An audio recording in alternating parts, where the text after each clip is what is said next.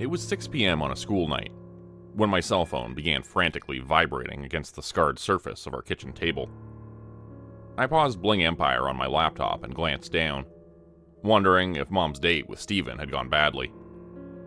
She'd left an hour ago, trailing behind her a cloud of Chanel No. 5 and optimism, and I didn't expect her to return until closer to midnight. The name on the caller ID said, Marlene. My heart stopped in my throat and the world around me dimmed. And then logic reasserted itself. It was probably a scammer spoofing her number. It had to be. If I picked it up, a desperate Nigerian prince would be on the other end of the line, ready to promise me riches if I gave him my mom's bank account number.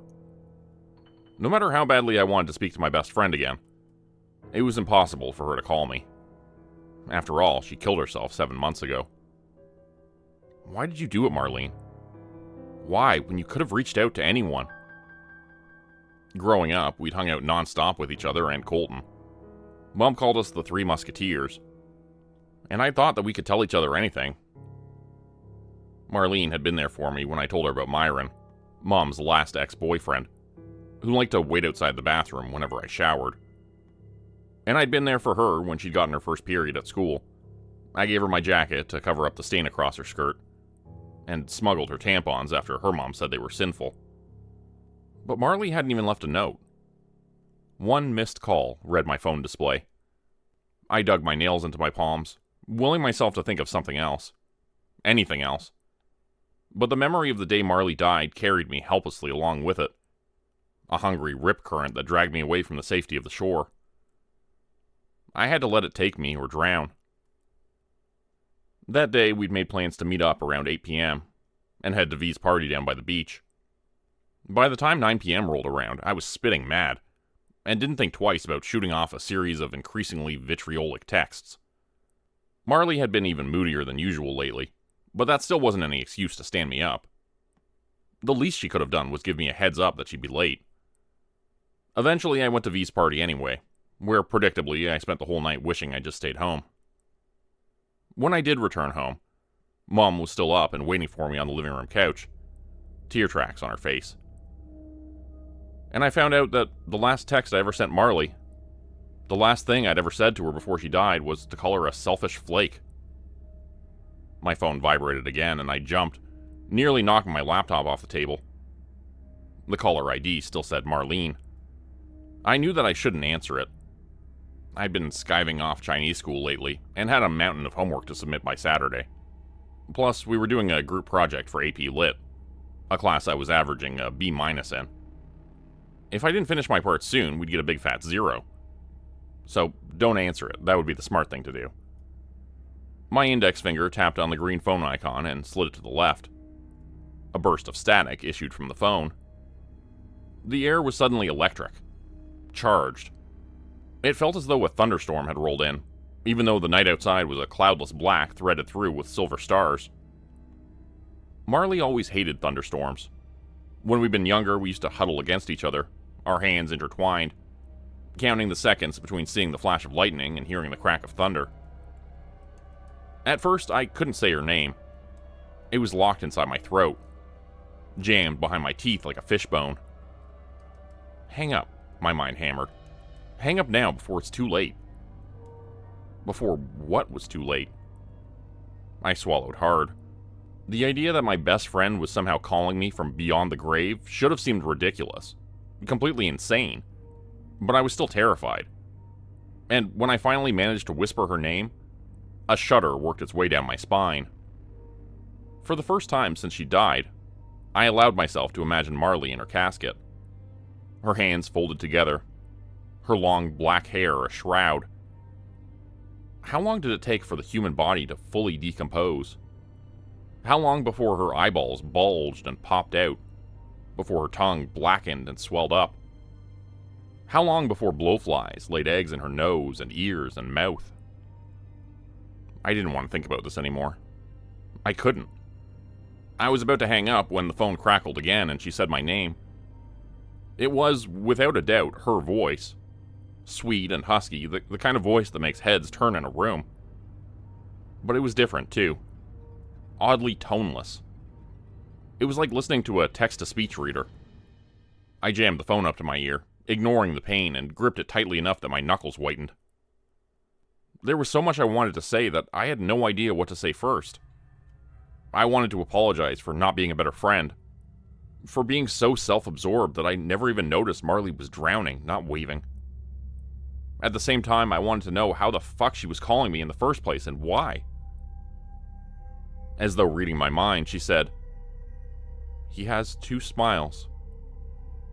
Briefly, bestial roars drowned her out. Screams followed them.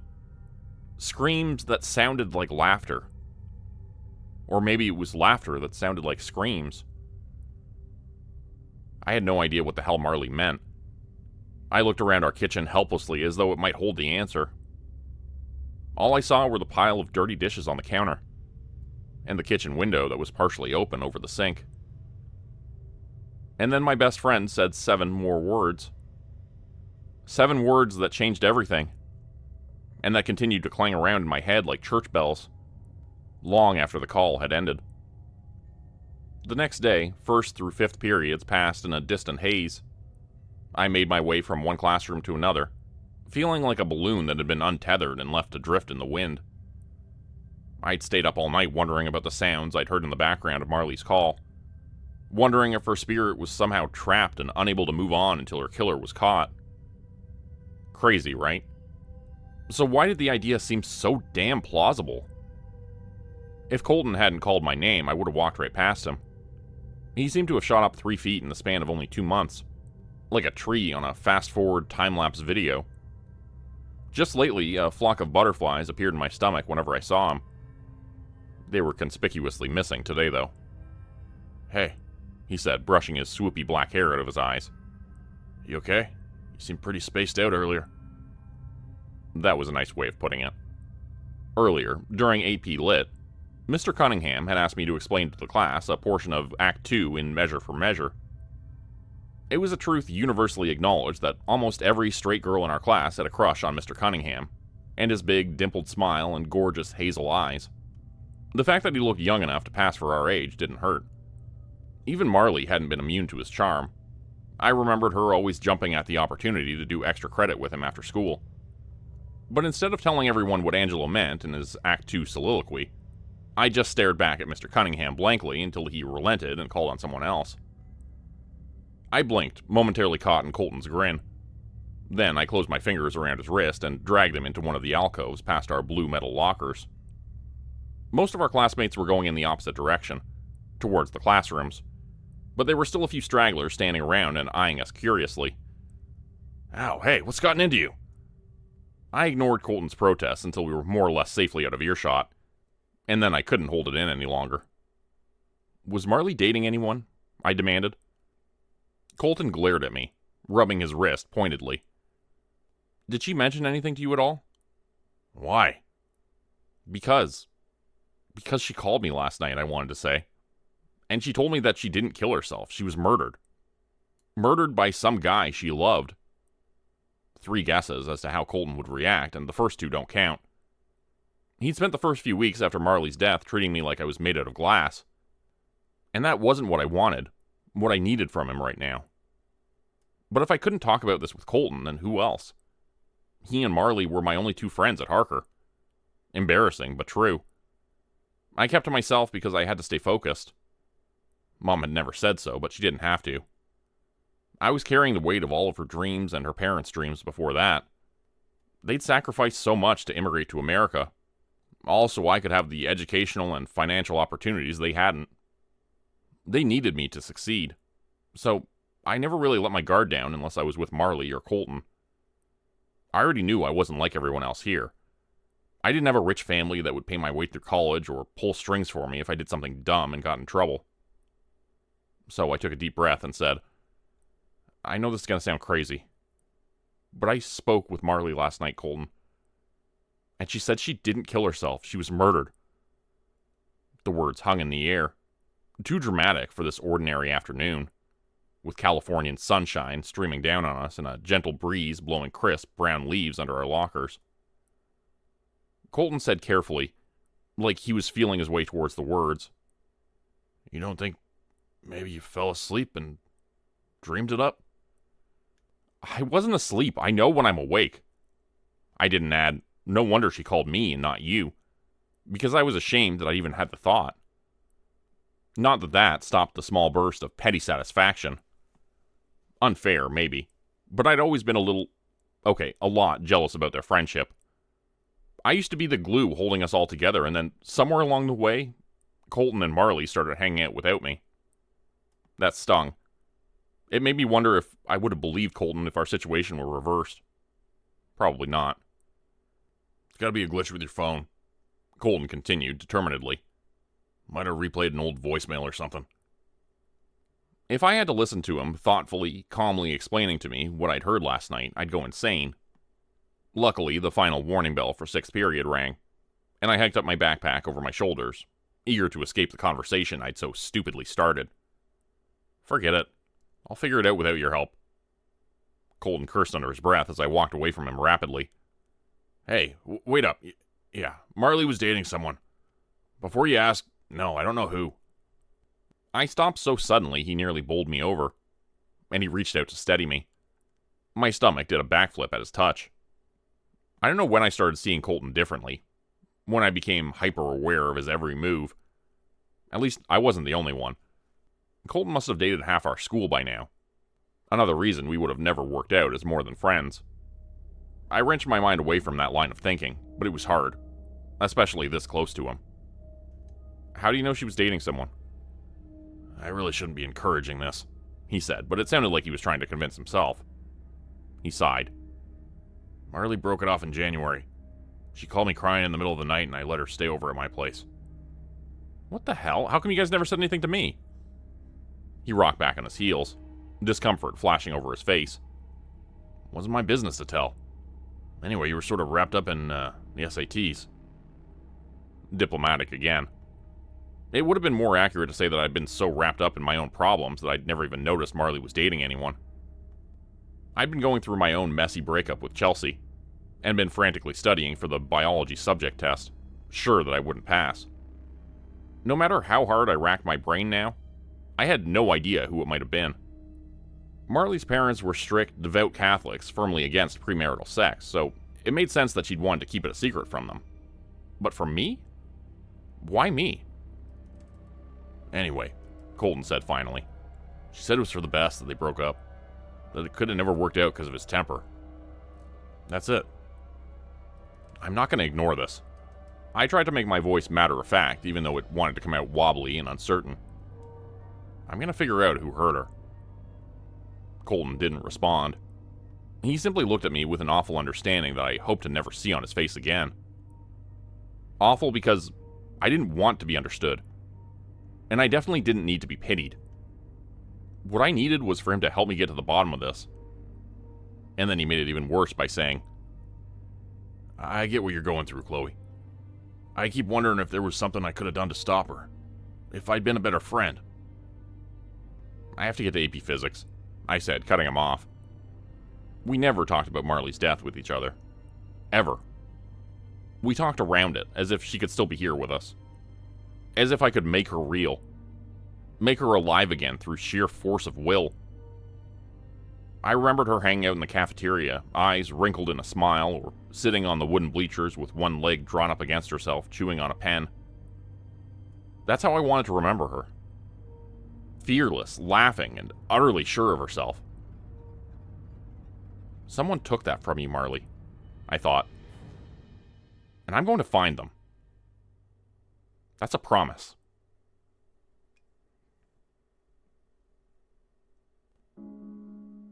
Chelsea cornered me during 7th period, standing with her hands on her hips like she was gearing herself up to pick a fight.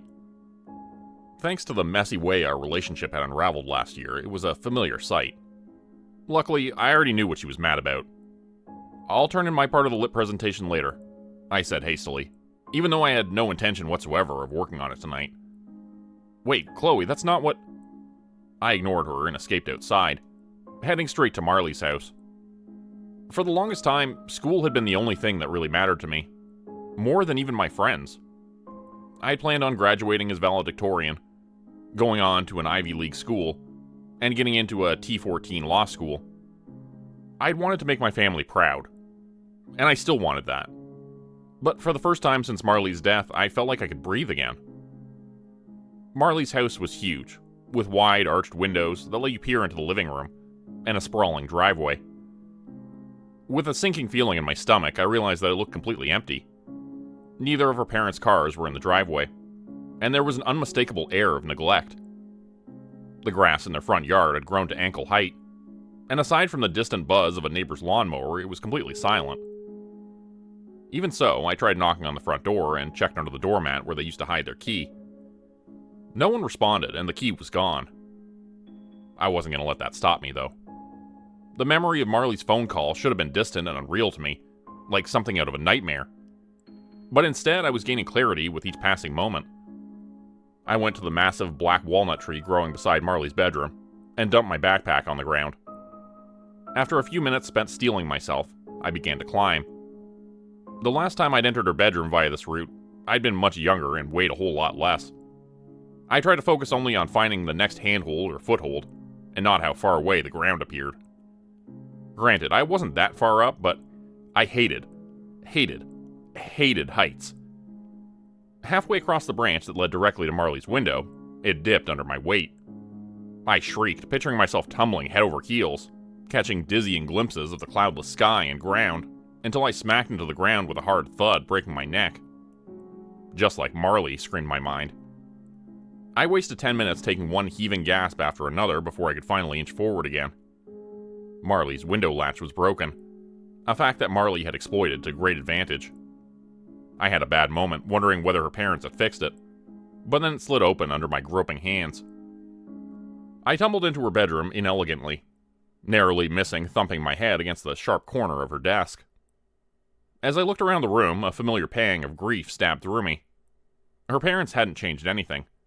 There was the silly Sailor Moon poster she'd plastered above her dresser when we were kids, the row of misshapen mugs all three of us had made in art class during our freshman year.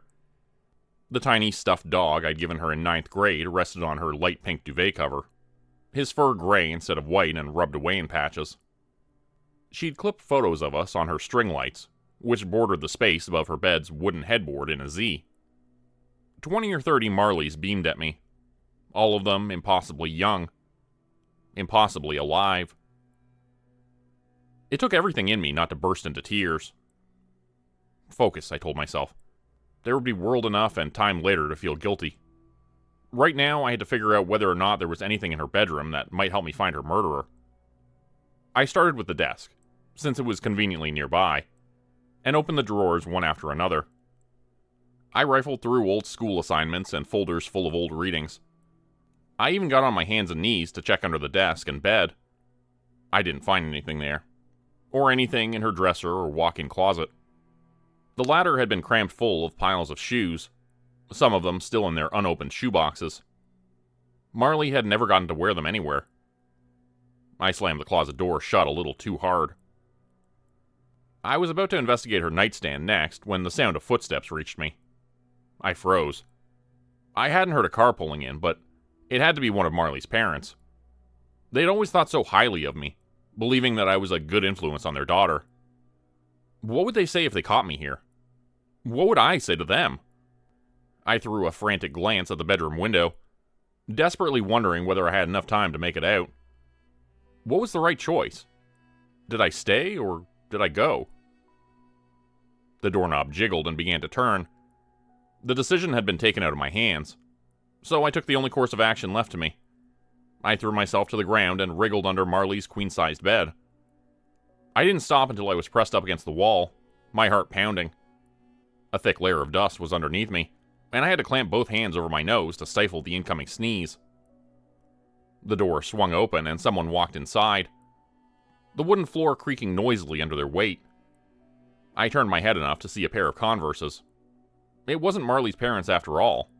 Neither of them would be caught dead wearing those sneakers. So, who was in the bedroom with me? On the heels of that thought came a swift answer. Whoever had murdered Marley.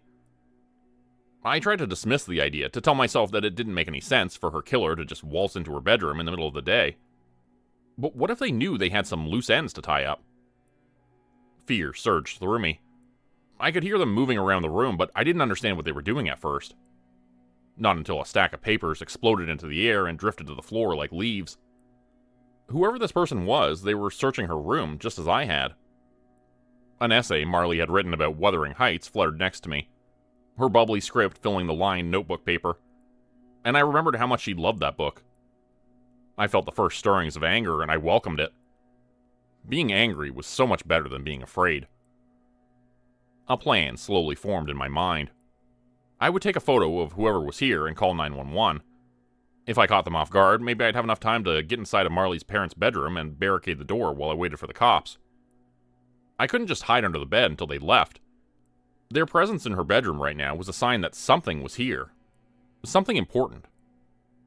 Decision made, I started to army crawl out from underneath the bed, trying to move as slowly as possible to stop the wooden floor from creaking under my weight. And that was when I saw it.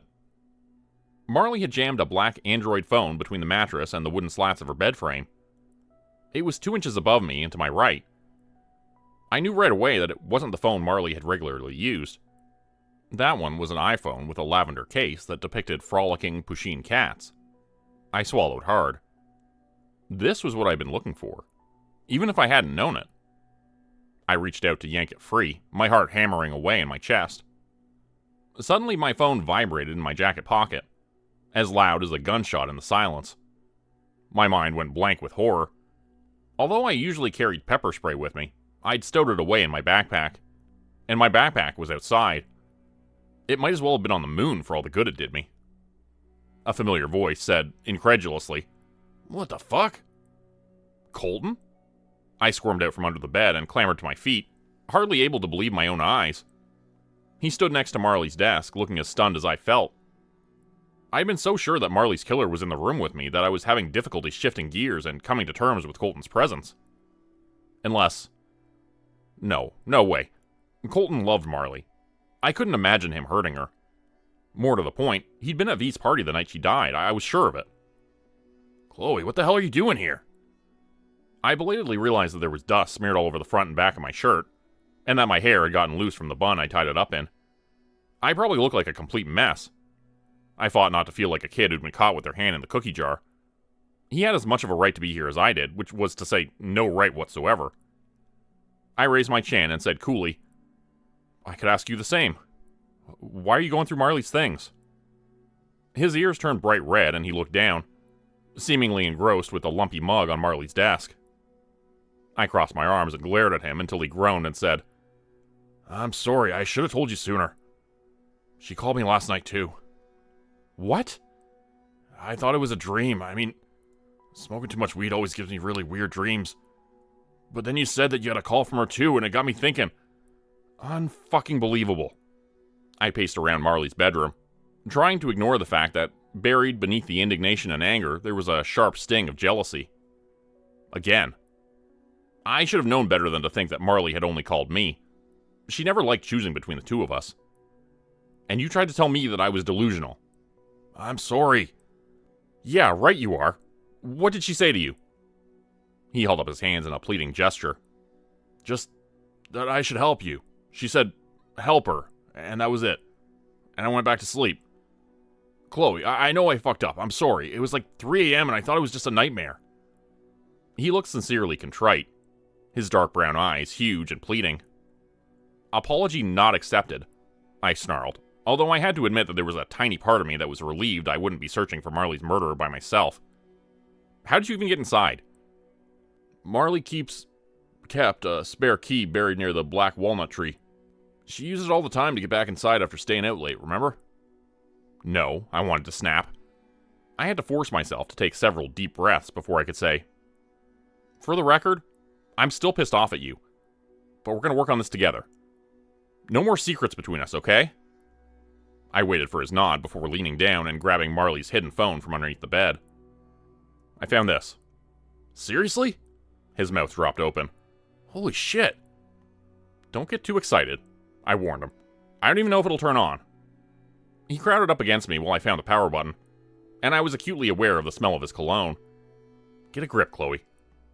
I'd been forcibly ignoring my crush on him for months, and I wasn't going to stop ignoring it now. It's almost out of battery. Do you have any idea what the pin could be? I knew her other phone's pin, 2004, her birth year, but I didn't think she'd have used the same pin for this phone. She'd hidden it from her family, even from us. When I closed my eyes to think, I heard her voice again. I loved him, and he murdered me. 7 little words, precise and emotionless, dropped into the vast distance between us like stones into a still lake. The phone chirped in my hands and died. Fuck. It's okay, said Colton hastily. We can wait for it to charge. Let's just get out of here. Right, let's go to my place. My mom's staying over at Steven's tonight. With luck, we'd have all night to crack this phone. I might not have been there for Marley when she'd still been alive, but I was here now. And nothing was going to stop me from finding answers. Digging through the mess of wires and chargers in my desk gave me plenty of time to regret inviting Colton over. I hadn't cleaned my bedroom in weeks. Clothes covered every surface, and my Chinese homework had somehow multiplied and colonized my desk. I was supposed to be working on the AP Lit project with Chelsea, comparing measure for measure with one of its film adaptations, but I kept sneaking glances over at Marley's phone instead. Unlike Marley, I'd never liked reading books that much. I didn't have the attention span for them. But for a while, Marley and I had both loved reading Nancy Drew books. In those books, Nancy and her friends always found a smoking gun that tied up the book's mystery into a neat little bow. I already knew that it wasn't going to be that simple for us. Chelsea had sent the text that tipped Colton off to my hiding place under Marley's bed. She'd written, "Can we talk? It's important and you need to know." I still hadn't responded yet. I didn't feel capable of thinking about anything other than Marley's death right now. What were you hiding, Marley? Why were you hiding? Marley had once told me that she'd envied the freedom Mom gave me, and I'd given her an outraged stare in response. Yeah, my mom did give me a lot of freedom, but that was because she had me at 18 and was trying to make up for lost time. Time she had spent taking care of me instead of getting to be a kid herself. What Marley never got was that sometimes I wanted my mom to behave like a mother, to tell me off for sleeping too late or eating out too much. I didn't want her to be my best friend all the time. I understood why Marley had hidden this from her parents, but why from us? Colton abandoned his own attempt at homework and sighed. He hadn't completed a single math problem on his worksheet. "So, Steven," he said, "is that the guy with the neck tattoo? The one who always walked around your house shirtless?" I laughed despite myself. "No, that was Myron. Steven seems nice, actually. He's a surgeon at O'Connor." Mom had been an HR assistant at O'Connor for nearly 6 years. Last night, she'd come back home humming and looking happier than I'd ever seen her. I didn't bother telling Colton how glad I was that she'd found someone better than Myron, and better than the last 5 ex-boyfriends she'd had before that. Hopefully Myron would get the message eventually. I'd seen him sulking in the convenience store opposite our apartment a few times already. "Hey, it's at 3%. Connor fumbled for the phone, nearly pulling its battery cord out of the outlet in his haste. He silently waited for the agonizingly slow startup process, and then the phone prompted us to enter the PIN.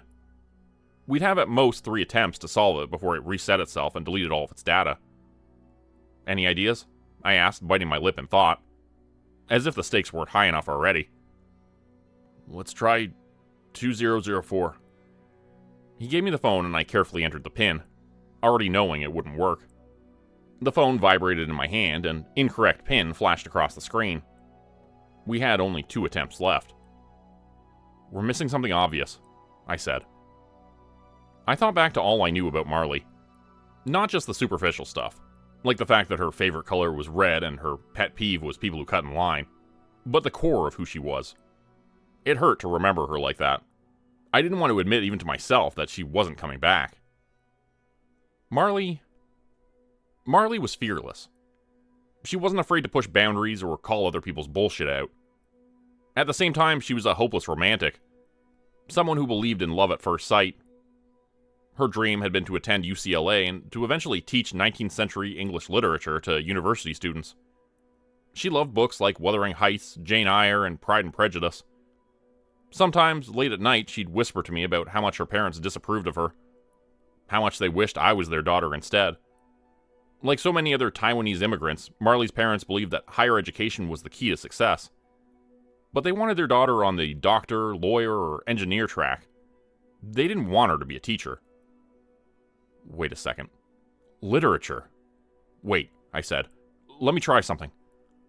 I googled the publication date of Wuthering Heights and entered the numbers into her phone, practically vibrating out of my skin with anticipation. 1847. The screen stayed blank, and I momentarily thought I'd wasted one of our 2 attempts. Then, the phone is starting, notification flashed across the screen. Yes! Colton grinned at me, slinging his arm around me in a quick side hug. The first thing I noticed was that Marley's phone didn't have any apps downloaded on it, aside from the default phone and messages apps. The second thing I noticed was that she had 9 missed calls, all of them from the same number. Do you recognize it? I asked Colton, unsurprised when he shook his head. Aside from a handful of other calls from that same number, the phone log didn't offer any other clues. Whoever called Marley must not have liked talking on the phone often, or for very long. I opened the Messages app next and breathed out a sigh of relief. Jackpot. Whoa, Colton said softly. There had to be hundreds of messages in there, sent at all times of the day and night. Most of the texts were straightforward, setting up times, dates, and places to meet up at, but others were silly and sentimental or flirty and graphic. He'd called her his Kathy, and she'd referred to him as her Heathcliff. It simultaneously made me cringe and miss her more than ever. I kept scrolling and reading until I reached the top. Marley had sent her first message to this number nearly 2 years ago. Marlene. Hey. 555-0199. Don't tell anyone I gave you this number. I could get in a lot of trouble for this. Marlene. Don't worry. Your secret's safe with me. When/where do you want to meet? 555-0199. After 6th period. Parking lot B. Parking lot B? I turned to Colton and saw the same stunned realization in his eyes. Parking B is the staff parking lot. I jumped up to my feet, unable to stay still a second longer. He must be a teacher. No wonder she never told us about him. I can't believe it, he said, still shaking his head. He looked more upset than I'd ever seen him. Should we bring this to the police? They can probably figure out who it is, right? Colton raised his eyebrows. And say what? We're jumping to conclusions. We don't know for sure that this belongs to a teacher. And even if it does, we don't know which one. I opened my mouth to argue, but I couldn't deny that he had a point. The evidence here was flimsy and circumstantial at best. If we brought this to the police station, would they even take us seriously? Officer, I know that the coroner wrote suicide on our friend's death certificate, but she called us last night from the afterlife and told us she was murdered. Right. That'd probably get me 5150'd. What about the other thing she told you? Something about 2 mouths? 2 smiles, I corrected him. I mean, I think that's what she said, but there were all these, weird noises in the background. No matter how long we puzzled over those 2 words, though, neither of us could figure out what Marley had meant. The excitement of successfully opening her phone drained away from me. Why hadn't Marley simply said her murderer's name during the phone call? Or had she, and I'd missed it? The idea that whoever had hurt her might walk free, that he might get away with what he'd done to her, was unthinkable. It'll be okay, said Colton, apparently noticing my frustration. We'll figure this out. I miss her so much, I whispered. Whenever something dumb or funny happens, I want to text her, but I can't. And then I remember all over again that she's gone and she's not coming back, and it feels like a kick to my stomach every time. I feel so guilty all the time. It doesn't make sense why she would have killed herself. My voice rose uncontrollably with each additional word. Colton tugged me into his arms and started rubbing comforting circles against my back. I miss her too, Chloe. I think about her every day. His hand was so warm. I turned to look at him. We were close enough that I could see the freckles dotting his face. Close enough to kiss. And then we were kissing, because I'd surged forward and wrapped one hand into his shirt to pull him down. He kissed me back, but only for a few seconds. Chloe, I can't. I felt like someone had just dumped a bucket full of freezing water over me. Oh, I said stupidly, swallowing a howl of protest. Right, that makes sense. It's not that I don't want to, he said quickly, like that was supposed to make me feel any better. It's not, I mean, you're cute and our friendship means a lot to me. Oh my god, he was letting me down gently. You don't have to say anything else. I get it, seriously. I picked at a cuticle on my thumb to avoid making eye contact, my face burning with humiliation. There was an awful beat of silence, then Colton cleared his throat. Right, I should get going. My parents are probably wondering why I skipped soccer practice. Makes sense, I managed to reply. See you around. I waited until I heard the front door slam before throwing myself onto my bed, wanting nothing more than to erase the last few seconds from my head. I'd known that Colton would reject me, and I knew all the reasons we'd never work out in a million years. So why had I kissed him anyway? Except I knew the answer to that too. Because I'd missed Marley so much in that moment that I'd blindly reached out to the only other person here. The only other person who'd known her and loved her as much as I did. If Marley had still been here, I could have texted her about this. I was pretty sure that she'd known about my crush on Colton.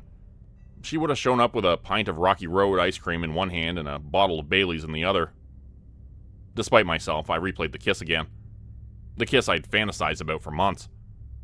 How am I going to look Colton in the eye tomorrow? I thought I would spend all night tossing and turning, replaying our kiss until I wanted to smother myself with my pillow. But instead, I fell asleep right away. Although I didn't realize I was asleep at first. I wanted to see Marley so badly that was what my brain gave me. Dreaming about Marley wasn't out of the ordinary, but most of my dreams about her tended to be memories. Like the time we went to the carnival 2 towns over, and I won her the stuffed dog toy sitting on her bed. Or the time we woke up at dawn and drove to the beach without Colton. We'd spent the whole time talking as the stars slowly disappeared, and the sun set the ocean on fire with red and orange and pink. This dream was different. I dreamt that we were at V's beach party, the one that Marley hadn't made it to because she'd been hitting the water at 60 miles per hour, while I'd been pouring myself a refill from the beer keg. In my dream, Marley and I stood close to the bonfire on the beach, holding red Solo cups filled to the brim with vodka and seltzer. There was a full moon, and it shone brightly enough that I could see the other kids standing in bunches near the bonfire or at the picnic tables. When I squinted, I thought I could even make out some kids skinny dipping in the ocean. Someone playing music loudly. A wild, looping melody paired with loud drum beats that vibrated in my chest. Impulsively, I hugged Marley. So glad to see her here. The fire glittered in her eyes, and her long, black hair kept sticking to my face. I breathed her in, wanting to hold on to this moment forever. I miss you so much, I whispered. She grinned back at me and slurred, I miss you too. Come on, let's go in the water. Unease crept down my spine. No, that's not a good idea, I said, trying to tug her towards the picnic tables. I looked around for Colton, but I couldn't see him anywhere. He might have been somewhere out of sight, though, making out with a girl in the parking lot or just beyond one of the sand dunes. Marley laughed. That same joyous laugh I remembered so well. Don't be a chicken. She ducked out of my grasp and ran towards the waves, throwing her Solo cup to the ground. It rolled and came to a stop against a dark tangle of seaweed. I ran after her, suddenly terrified. I knew that she had to stay out of the water, but it was like running in quicksand. For every 3 steps she took, I could only manage 1. Marley, I yelled. Marley, wait, don't go in there. She ignored me, diving into the water with a splash. I went in after her until the water reached my chin. I couldn't see her anywhere at all. The ocean lifted me off my feet and drew me inexorably away from the shore. I sputtered as a wave washed over me, the taste of salt clinging to my lips. Chloe. I turned around and nearly screamed. Marley had been standing right behind me, oddly still. She was unsmiling now, and her eyes were big and solemn. The eyes of a child praying before bed. Please find him, she said, barely audible over the music still playing on the beach. I'm worried for you. What? What are you talking about? She opened her mouth to respond and froze, frowning. Suddenly, she vomited water. Marley. I went to her, and she clutched onto my arm, a strange rattling noise coming from her throat. Just hang on. I'll help. Someone please help us. But none of the kids on the beach turned around. The party kept going, and the music got louder, drowning out my screams. It's gonna be okay, I promised. Marley, it's gonna... Her neck snapped in half with a sharp cracking sound, her head lolling down to the left. And in a matter of seconds, she began to decay rapidly. Her skin loosened and fell away in patches.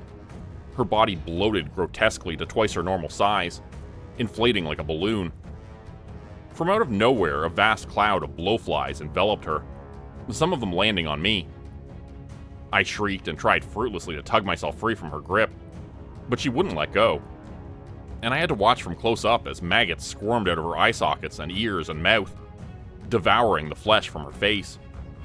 They left behind a shriveled, blackened skull that leered emptily at me.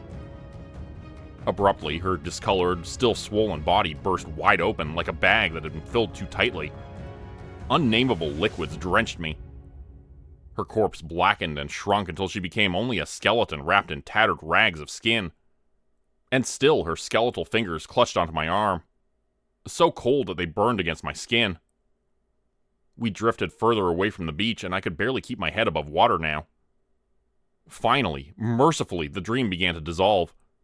She spoke to me one last time, her voice emanating from her skeleton, as emotionless and relentless as the waves beating against the shore. You're running out of time. I woke up screaming. It took a moment to realize where I was. Not at V's beach party, and not with Marley standing in front of me, rotting away into something that resembled a human being only in the abstract sense. I tried to remember what she'd said to me in the dream, but it was like trying to hold on to a fistful of water. Droplets of it were already slipping between my fingers and out of reach. I sped through my morning routine, eager to escape into the warm sunshine and fresh air.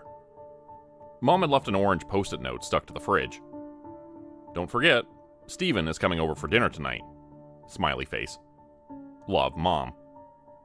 How could I have forgotten about it when she'd never told me in the first place? I tamped down the automatic swell of annoyance and left the apartment. It wasn't until I was outside that I relaxed enough to mull over what we'd learned from Marley's phone. Colton might think otherwise, but I was certain she must have been dating a teacher at Harker. I closed my eyes, sifting through various memories. Pretty much all of our teachers had loved Marley. Especially... I stopped so suddenly that the old lady who'd been walking a few feet behind me nearly collided with me. She shot me a dirty look, but I barely noticed it. My mind whirred frantically, putting all the pieces together.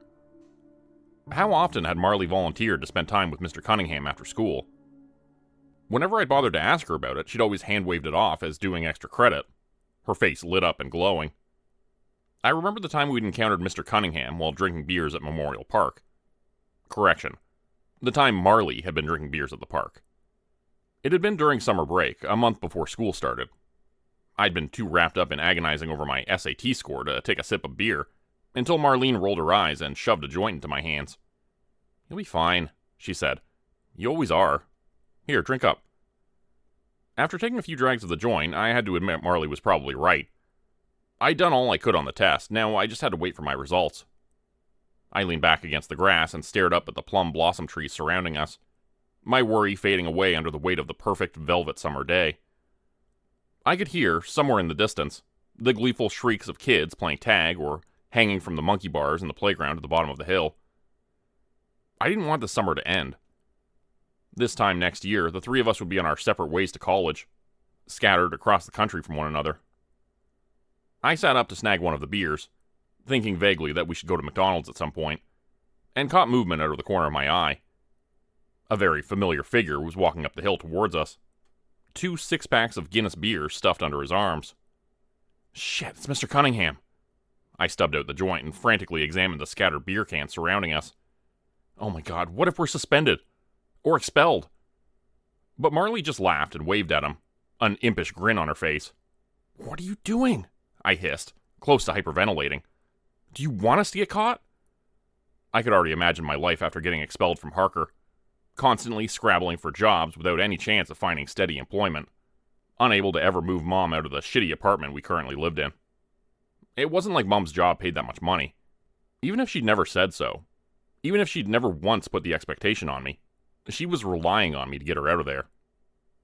Mr. Cunningham strolled toward us. In a t-shirt and jeans, he looked about 10 years younger than his actual age, and cuter than ever. If it wasn't for Mom's storied dating history, I might have developed a crush on Mr. Cunningham too. But I'd learned earlier than I wanted to that getting attention from men in their 20s, when I was still a teenager, wasn't flattering but creepy as hell.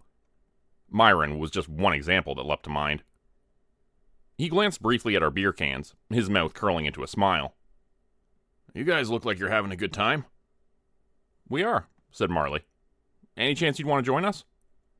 I threw her an appalled look. I didn't understand why she was being so bold.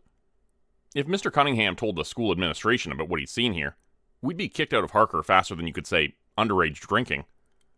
But he just shook his head and laughed. "I'm good," he said, jerking his head towards the beers he was already holding. "Should I ask how long you've been here? Or would the answer horrify me?" I opened my mouth to respond, but Marley jabbed her elbow into my side without ever looking away from him. "The latter. But if we leave before you come back, will you promise not to tell anyone you saw us?" "Sure. It'll be our secret." Marlene saluted him with the beer she was holding, still smiling. Here's to keeping secrets. Here's to keeping secrets. Looking back on it, it had been so obvious. And I'd missed it anyway. But when I tried to reconcile the smiling, laid-back version of Mr. Cunningham we'd encountered at the park with the version I had in my head of Marley's murderer, I drew a blank. Could he really have done it? Could he have pushed one of his students to her death? There was only one way to find out. I needed to find evidence that Mr. Cunningham had been the one corresponding with Marley. And if there was any evidence, I felt confident that it had to be on his phone. Of course, checking it was easier said than done. It wasn't as though I could simply saunter up to his desk and snatch his phone out of his hands. Luckily, I didn't have to think up a solution by myself. I texted Colton. "I need your help. I need some way of getting into Mr. Cunningham's phone. Pretty sure he's who Marley was dating." Colton. Lots of question marks. "Think about it. I mean, she spent so much time with him after school. Called him by his first name. Talked about keeping secrets with him. Who else could it be?" Colton. I don't know." The speech bubble appeared and disappeared several times, as though Colton kept deleting and retyping whatever he meant to say. "Come on," I muttered, tapping my fingers impatiently against my thigh as I headed towards my first class. AP Lit wasn't until third period. "Hurry up, Colton." Colton. "Seems like you're jumping to conclusions again." "Sorry. But I've got your back." "What do we do?" Chloe. "Still figuring that out. I'll keep you posted." For the first time since the school year had started, I looked forward to my AP Lit class. But once I was actually sitting in the classroom and directly across from Mr. Cunningham, doubt rose inside of me. I wasn't expecting anything out of the telltale heart, but if he had killed Marley, shouldn't there have been some sign of it on his face? He seemed the same as ever, though. The cool teacher who occasionally swore, the one who seemed to get it, who understood what it had been like to be a teenager, and who was on our side. Instead of paying attention to his animated lecture on Troilus and Chryside, I stared at his phone, trying and failing to think of some way to get it out of his reach. It was an iPhone, similar to the one that Marley used to own, but beat up and scuffed, with cracks across the edges of the glass screen protector. If I could just get into it, I was sure I'd find something incriminating. The bell rang, interrupting my thoughts, and I shoved my half-completed homework assignment into the black plastic letter tray. As I walked out of the classroom, someone tapped me on the shoulder, and I jumped about 2 feet into the air. Chelsea stood behind me, her red gold hair brilliant under the sunlight. "Sorry, but we need to talk," she said. This close to her, I noticed the dark circles under her eyes. And there was something in the way she held herself. Her shoulders hunched, as though she expected someone to leap out at her at any second. I cleared my throat. This isn't a really good time for me. Maybe we could, talk next week, or..." "It's about Marlene." I gaped at her. She couldn't have said anything else that would have surprised me more. Chelsea had never gotten along with Marley, even when we'd been dating. I remembered the countless fights we'd had over her, and how Chelsea had once said, her eyes red-rimmed with tears, "You'll always care more about her than me." I was going to be late to physics yet again, but I didn't care. I texted Colton to join us, and we both followed Chelsea as she wound her way through the campus and around the groups of other students. She led us straight into the girls' bathroom opposite the art classroom. The one that no one liked to use because it only had 3 stalls and constantly went out of order. Colton balked at the threshold until I rolled my eyes and yanked him in after us. When we were inside, Chelsea even checked the stalls to see whether or not anyone else was there. After satisfying herself that we were alone, she took a deep breath and said, "This is going to sound completely bonkers, but She fiddled with a strand of hair, unable to look at either of us directly. "Okay, you know what? I'm just going to say it. 2 nights ago, I got a call from an unknown number, and someone who sounded a lot like Marlene was on the other end of the line. I know that makes 0 sense, and it was probably just a prank call, but I keep getting these fucked up nightmares." "Us too," I said, cutting her off. "You too?" Before I knew it, I found myself spilling all of it out to Chelsea, telling her all about our phone calls from Marley, breaking into her parents' house and finding the hidden phone under her bed. I even told her my suspicions about Mr. Cunningham, and how I was sure that he had been the one dating Marley. She listened to me with her eyes wide in concern, but I didn't see any disbelief on her face. If anything, the more I told her, the more relieved she looked. When I finished telling her everything, she said, with some of her usual fire back, "So, I'm not crazy? You and Colton both got these calls? But why me? She never liked me." "That's not true," I protested automatically, before thinking better of it. Chelsea just looked at me. "You guys were the 3 Musketeers, remember? Invitation only, no +1s allowed." Her voice held none of the old bitterness, only resignation. "You and Marley never tried to include me, so why would..." She trailed off. "Wait a second," Colton asked. What is it? What did she say to you?" "I would have told you guys sooner, but I assumed you knew already." I made an impatient "go on" gesture. "Knew what?" "Marlene was pregnant." Momentarily speechless, I leaned against the row of sinks next to me to steady myself. Colton looked equally shocked, and neither of us spoke for a minute. Several questions came to mind, and it took a while for me to find the one I really needed to ask. "Did she say who the father was?" Chelsea was already shaking her head before I'd finished speaking. "No. I met her at O'Connor by accident. I went to visit my Nana, and I saw Marlene sitting on one of those metal benches lining the walkway to the front entrance, you know? She was crying, and I nearly walked away anyway, but she was there by herself, so we talked, and she told me she was waiting for someone.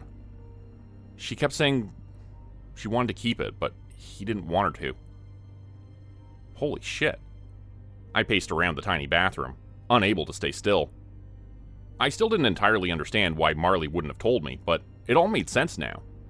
Of course Mr. Cunningham couldn't have let her keep the child.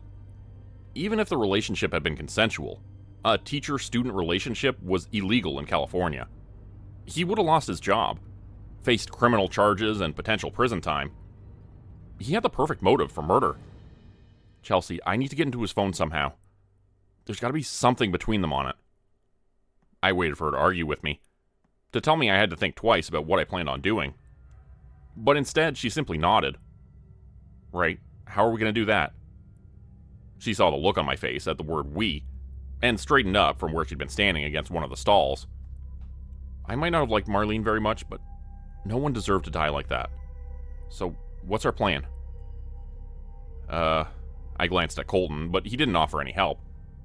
We're still trying to figure that out. I mean, he takes his phone everywhere with him. It's practically glued to his hand. And even if I can get a hold of it, I don't know his passcode. Yeah, but it's an iPhone. It's probably synced to all of his other Apple devices. Use his MacBook. I blew out of breath, running a hand through my hair. Okay, fair point, but that brings us right back to the same problem. How do I even get into his laptop? We don't know the password. Chelsea gave a half shrug. He keeps all his passwords written down on a piece of paper on his desk. Anyway, if you get into his classroom fast enough, that's not even an issue. The screen doesn't lock right away. Right. We need some way to draw him out of the classroom. Something urgent enough that he'd want to leave immediately and forget about all of his stuff. And about locking his classroom door. Something he really cares about. Something like... We exchanged a look. Like his 2005 Ford 5T? Chelsea suggested. He's always going on about how much he loves it. I could tell him someone vandalized it. I'm sure that would get him running out of his classroom fast enough to forget all about locking the door. That wouldn't give me much time, though. As soon as he saw it was okay, he'd head right back, wouldn't he? Unless it was actually vandalized. If he caught me keying his car, I'd be expelled. No doubt about it. I imagined again, just as I had on that long-ago summer day, my future if I never graduated from Harker. If this went onto my permanent record and I wasn't able to attend college, it wouldn't just be me impacted, but Mom too. My grandparents. Colton had been pale and silent this whole time, letting the two of us talk, but now he spoke up. You guys even hear yourselves? You're talking about this like it's some kind of game. But if he did murder Marley, he's dangerous. He's not just going to let you walk out of there if he catches you. I tried to interrupt him, and Colton just kept talking, raising his voice to drown me out. And now you're talking about vandalizing his car? That's a fucking misdemeanor. You really going to throw away your future like that, Chloe? I don't hear you making any suggestions, I retorted, infuriated by his condescending tone. At least I'm trying to do something. Do you even want to catch him? He looked stung. Of course I do. She was my best friend. But so are you. You gotta see how dumb this plan is. We shouldn't try to handle this by ourselves. Let's go to the police. You're the one who said that there's no point in doing so. We don't have any proof. If we go to them empty-handed, they're just gonna dismiss us. Yeah, but... Chelsea interrupted our argument. Look, as charming as this little tete-a-tete is, we're running out of time. And personally, I want to keep my GPA at a 4.0. Stay or don't stay, Colton, but I'm with Chloe. Obviously I'm staying, Colton said tightly. And helping. But someone had to point out how stupid this is. I turned to Chelsea, so grateful that I could have cried. Do you think you guys could lead him out of the classroom? And stall him for long enough that I can finish checking his laptop? A few minutes before the lunch bell rang, I claimed a headache and slipped out of physics early, heading straight towards the staff parking lot. I might not have known much about cars, but Mr. Cunningham's car was impossible to miss. It had been painted a bright red with white stripes down its nose. It looked ridiculously sleek and beautiful next to the other teachers' cars, as out of place as a swan in a brood of ducklings. He must have saved up a ton of money to afford it. I went over to it, darting quick glances over my shoulder to check for any other students. I slashed open the rear tires first, then deliberately dug my keys into the painted surface of his car. I made a series of 4 horizontal lines across the hood, wincing at the screech of metal against metal. Right as I finished up the last line, the lunch bell rang. There'd soon be dozens of students rushing out of classrooms and milling around nearby. I ducked behind the next row of cars and walked in a crouch until I safely reached the auditorium. I texted Chelsea and Colton. Done. Chelsea. Okay, we're heading over to see him now. Colton. This plan is so dumb. Seriously, let's think of something else. Too late. I arrived at Mr. Cunningham's classroom just in time to hear Chelsea say, sounding genuinely distraught, You need to come right away. Someone vandalized your car. I had to jump back from the open door to avoid getting bowled over by Mr. Cunningham as he bolted from the classroom. Colton followed closely behind him, and Chelsea trailed after them both, giving me a quick nod. All set, go for it. I sprinted into the classroom and threw myself behind his desk. He'd taken his phone with him after all, but his MacBook was still here, and Chelsea had been right. The screen hadn't locked yet. Hopefully she'd been right about him syncing his phone to his laptop too. I opened up the Messages app from Finder, my mouth dry with anticipation. Marley had sent her last text to Heathcliff on November 15th, 2021, and I went straight to that date, scrolling down the contact list and scanning through the assorted text messages. Marley's texts weren't there. Fuck. I checked his iCloud next, drumming my fingers impatiently against the desk. Luckily, he was still logged in, which meant all I needed to do was wait for the screen to load. It seemed to take eons instead of seconds, and I was uncomfortably reminded of the many glaring holes in our plan. I had maybe 10 more minutes at most before he'd return, and no idea if that would be enough time. When the screen finally loaded, I scrolled down to November 2021 and saw absolutely nothing. I scanned it one more time, disbelieving.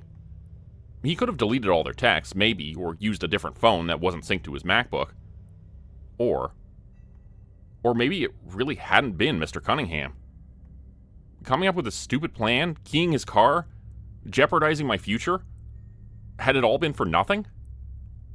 I went to close the tab, my mind frantically racing, still attempting to make sense of it all.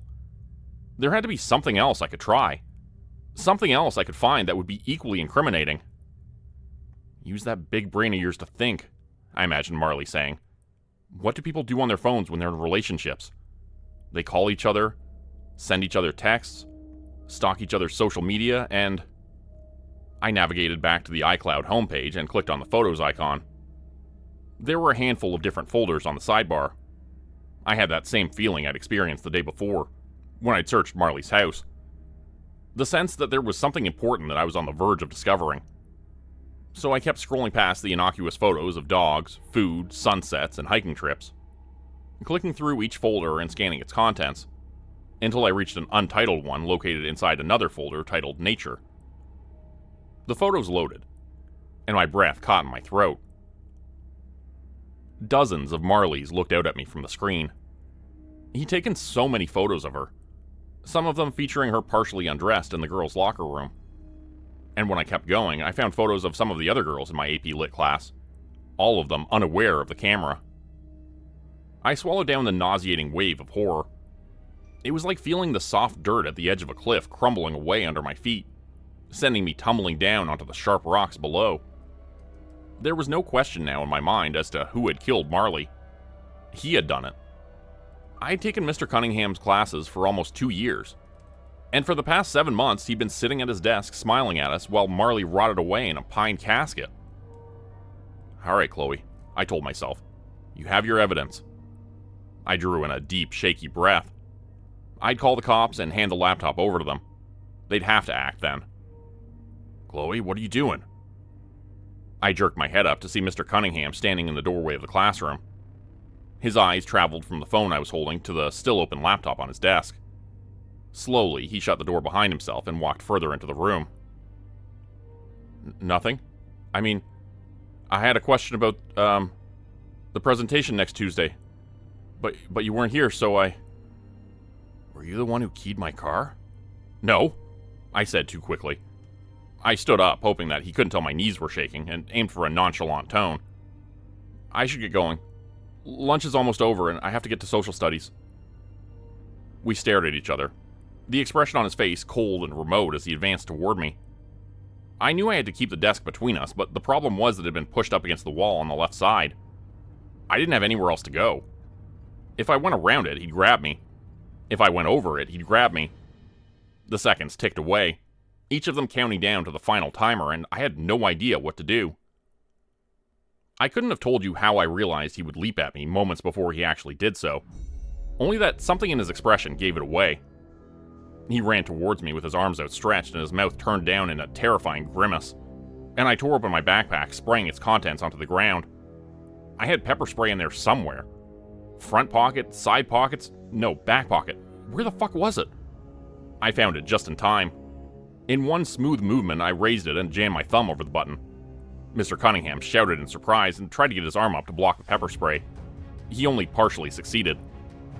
I didn't bother waiting around to see if he'd recover. I vaulted over his desk and weaved around the rows of desks toward the door. One of his hands swept down my back as I ran past him, seeking purchase, and I barely held in a scream. I reached the doorknob, twisted it, pulled the door open an inch. Pain exploded in the back of my head. I involuntarily let go of the doorknob, my eyes watering. He'd hit me with something, and now he dragged me backwards by my hair. No matter how hard I struggled, I couldn't get free, and every step was agony. I had enough time to think, "I'm so sorry, Mom," and then his hands were closing around my throat and I couldn't breathe. Black and purple spots swarmed the edges of my vision. I tried to pry his fingers off my neck, scratching at them futilely. In response, he lifted me off my feet and turned me around to face him. The tendon stood out on his neck, and his eyes were bloodshot and watery from the pepper spray. I tried to scratch at his face, but my eyes weren't obeying my brain's orders anymore. They'd gone limp and the world was dimming, the tide of unconsciousness drawing inexorably closer. There was a loud bang, and abruptly his grip on my throat loosened. I dropped to the floor in a heap, too weak to raise my head more than a few inches. I couldn't stop coughing, even though it hurt my throat worse than ever. Chelsea knelt down next to me. "Oh my God, Chloe, are you okay?" Finally, I managed to rasp out, I'm fine. What happened? We realized something had gone wrong when you never responded to our texts. We came over, and as soon as we opened the door, Mr. Cunningham dropped you. He didn't even have to say anything to us. He just shoved us aside and ran for it. Colton went after him. Are you sure you're okay, or do you need a hospital? Photos, I said, ignoring her last question. On his laptop, of Marley and the other students. Chelsea looked sickened. Oh, gross. Hold on, Chloe. It's going to be all right. He's never going to hurt anyone ever again. I closed my eyes and let myself believe her. Even though we lived only a few minutes away from Harker, Mom insisted on leaving work early and picking me up. And she hustled me into her car after telling the police officers I'd be at the police station tomorrow to make my statement. She kept throwing me concerned glances while I stared out the car window unseeingly. Are you okay, honey? She asked, reaching out to stroke my hair, as if to reassure herself I was still there. I nodded. I felt oddly numb, like someone had shot my entire body through with lidocaine. I thought that after catching Marley's killer, I'd feel triumphant, vindicated. And although I was relieved, Mr. Cunningham would never take another non-consensual photo of a student again, I didn't seem capable of feeling anything else. What I really wanted, I realized, was to talk to Marley one last time. But aloud, I only said, I'm fine.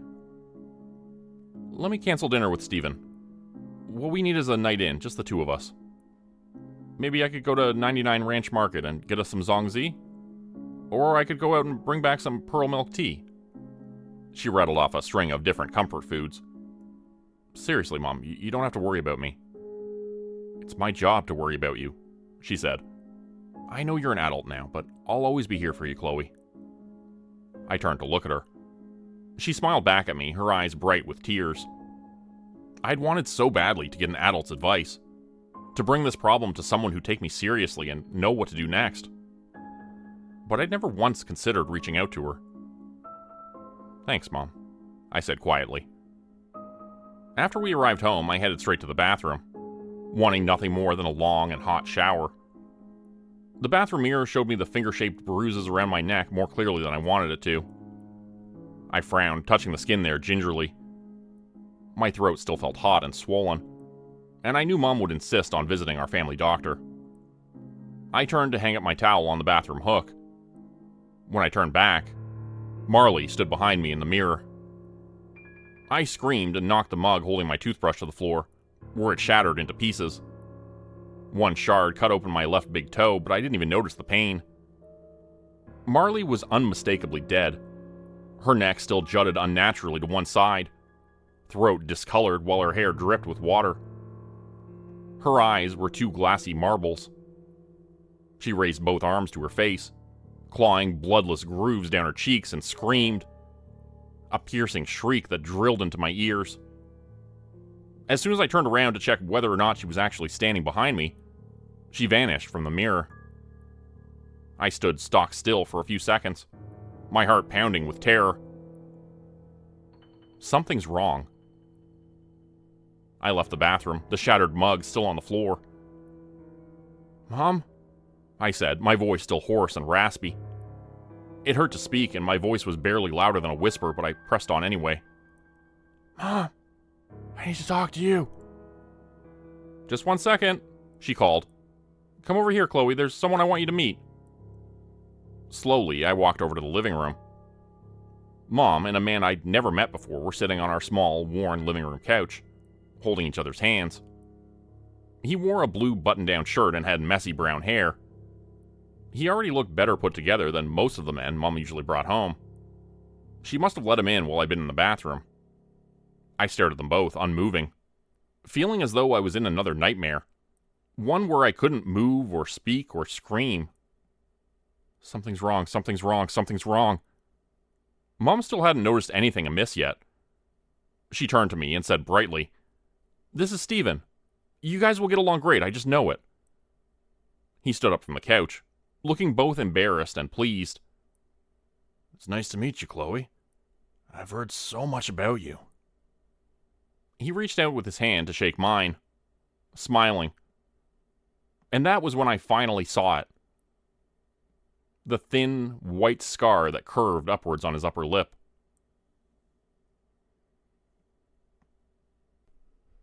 Become a channel member today for early access, bonus videos, and special emojis only available to members. Check out the description below or click the join button for more info. If you'd like another way to help support the channel, please consider joining my Patreon page at patreon.com/JordanGroupeHorror. As a patron, you'll get access to bonus videos and content. You'll be credited at the end of every video going forward, and if you decide to stay for 3 months, I'll name a character after you which will be featured in a Hollow's End story. Links to join the Patreon are in the description. Thanks everyone for listening. Please like, subscribe, and comment to help the channel continue to grow. And see you again next time at 4 p.m. Eastern Standard Time. Hope you have a great night.